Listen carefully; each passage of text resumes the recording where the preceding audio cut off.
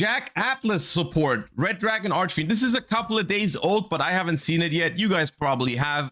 I'll just take a quick look at it, see if there's anything here. But it is Blazing Dominion, which of course was kind of a giveaway. I think that's the next core set after Burst Protocol, if I'm not mistaken. And that is bringing us some Resonator support, which could or could not be interesting. Let's take a look at it. We have Darkness Resonator, a Dark Fiend tuner. You can only use the first, second, and third effect of this card's name each once per turn. You can reveal one Red Dragon Archfiend in your extra deck. Special summon this card from your hand. Also, you cannot special summon from the extra deck for the rest of this turn, except Synchro Monsters. Okay, free extender from hand. If this card is special summoned, you can activate this effect. During your main phase this turn, you can normal summon one Resonator in addition to your normal summoner set. You can target any number of tuners you control. Their levels become 1. So this is basically a double summon, but instead of just losing a card, you get a tuner on the board as well. Not the worst.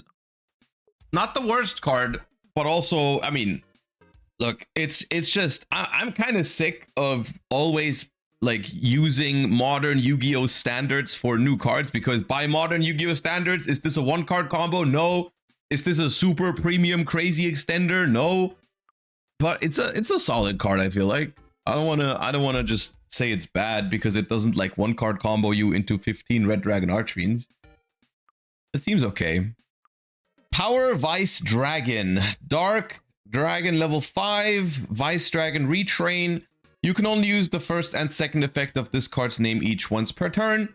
If you control no monsters or all monsters you control are Dark Synchros, you can special this card from your hand. If this card is special summoned, you can add a Resonator monster from your deck to your hand. Also, you cannot special from the extra deck for the rest of this turn except Dark Synchros. A Red Dragon Archfiend summoned using this card as synchro material cannot be destroyed by battle. Now, this, on the other hand, seems very strong to me, even in modern Yu-Gi-Oh standards. It does lock you into Dark Synchros, which I think is appropriate. I think that's good. At the same time, this is just a one-card starter, and I'm sure it can do a lot of things. My only question is... here, can you remind me real quick? They have that one crazy level 6 synchro that like summons like a bunch of resonators from the deck. Like Red Riser Dragon or something like that. You know which one I'm talking about, right? Is that one fire or is that one dark? Red Rising Dragon, yeah. It is dark? Okay, good. Okay, I was thinking whether this locks you out of it or whether you can still do it. Okay. Okay, we got Fiend Peace Golem. Another retrain here.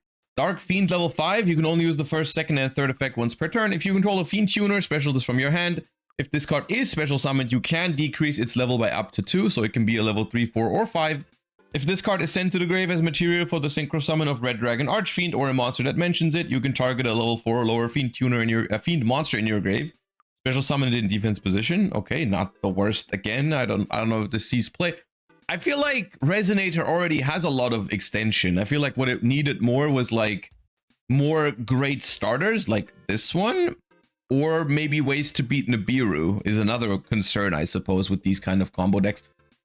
Which realistically, I don't even expect if they ever are going to make this deck really broken, but oh god, Red Nova Dragon Assault Mode.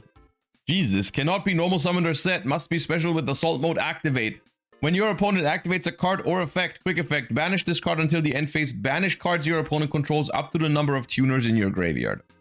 Quick ruling question, because I'm not sure right now, but if, let's say, hypothetically, I summon this on the first turn and my opponent activates Nibiru, can I activate this effect if my opponent has no cards? I think no, right? Because I would be activating an effect that doesn't do anything. Okay, awesome.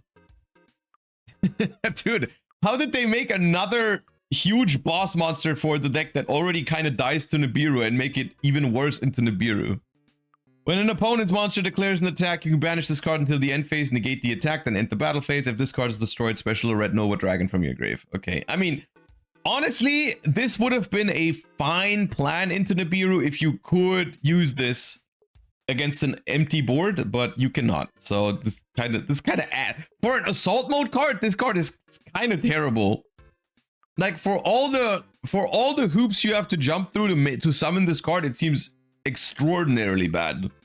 The Crimson King, level 8 Dark Dragon. One tuner plus one or more non-tuner dark monsters. You can only use the first and second effect once per turn. If this card is synchro summoned, add a card that mentions Red Dragon Archie from your deck to your hand. Okay, not bad.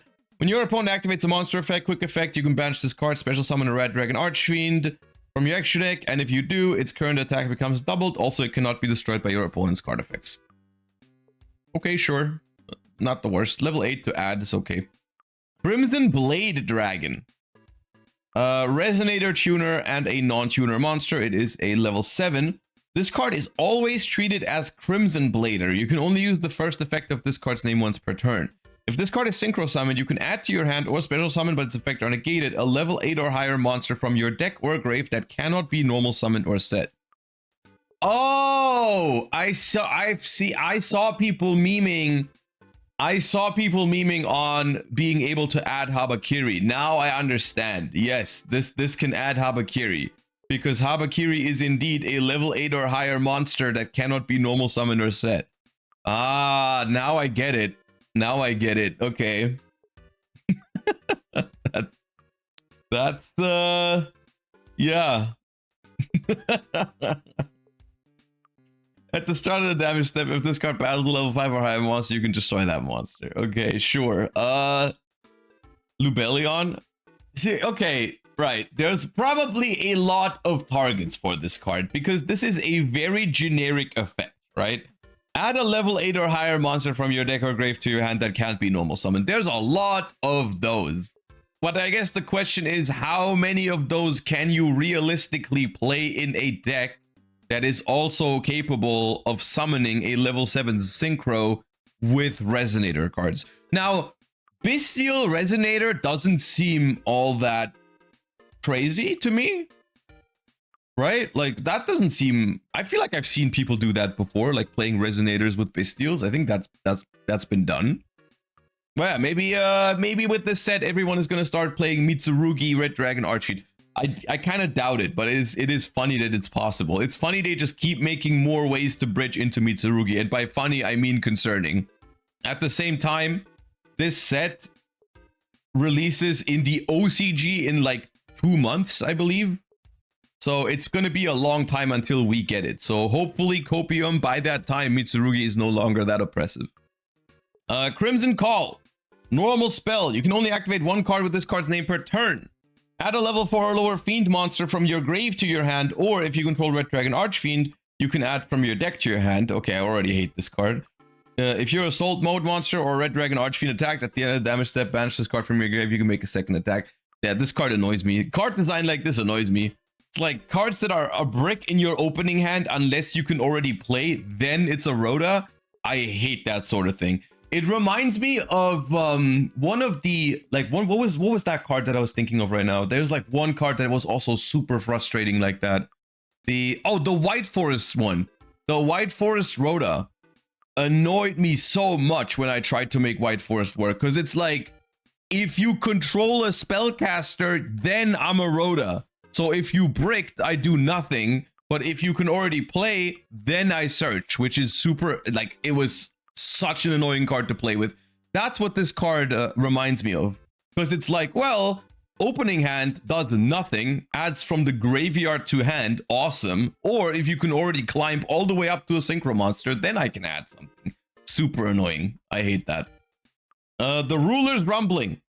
You can only activate one card with this card's name per turn. Neither player can activate cards or effects in response to this card's activation if your opponent special summon 10 or more monsters this turn. I feel like we can stop reading. Apply these effects in sequence based on the number of monsters your opponent special summoned this turn. 1 or more, special summon a dark synchro monster from your grave or banishment. 3 or more, Red Dragon Archfiend in your monster zone is unaffected by your opponent's activated effects. 5 or more, change all monsters your opponent currently controls to face down defense position. Yeah, okay, dude. Okay, dude. Just play the Ruma Karma Cannon if you really want a good trap card. This card's not it. This is a very mixed bag of cards for Red Dragon Archfiend here. Some of these cards are outright ass. Like I feel like the assault mode is pretty bad, even considering the fact that assault mode got more support. Like I'm sure like you can, it's not as hard to summon as it might seem, but still I feel like it's pretty bad. The Crimson Blade Dragon isn't terrible. The Crimson King isn't terrible. This card is really good. Everything else seems kind of mid/average. And once again, all of this, I guess this is a good and a bad thing, but all of this feels like very, very classic Resonator support. Like these are all very fitting for Resonator. Unfortunately, what this also means is that I think none of these really solve any problems for Red Dragon Archfiend. Like, I'm sure if someone is already playing Red Dragon Archfiend because they like it, they're going to be happy about those cards, but at the same time, is it really going to make the deck like actually better, like in situations where it matters? I don't think so. I really don't think so. I think it's just it's very interesting because it's the exact same thing that I felt about the other synchro support for 5Ds, like the what's even the archetype called, the scrap and junk and stuff. I don't even know what do you call that archetype? Junk. Yeah, junk. That support felt pretty much the same way, where it was like a lot of cards that were decent, but they didn't really change anything. It was still just synchro spam, do the same thing but just slightly differently. And this is the same thing for Red Dragon Archfiend, which I think is still not going to make it meta viable, you know? Like, this is going to still be a deck that's going to be terrible into Fuva, probably terrible into Perulia because you're summoning from hand a bunch. It's going to suck into Nip. It's just your classic synchro, spam, lore, archetype stuff, right? I guess maybe I'm underestimating it, but I don't see anything special here. Like, honestly, if you had shown me, if you showed me these cards and told me these already existed, I would have believed you. I would have been like, yeah, yeah, yeah. It's not that great. Nothing too special.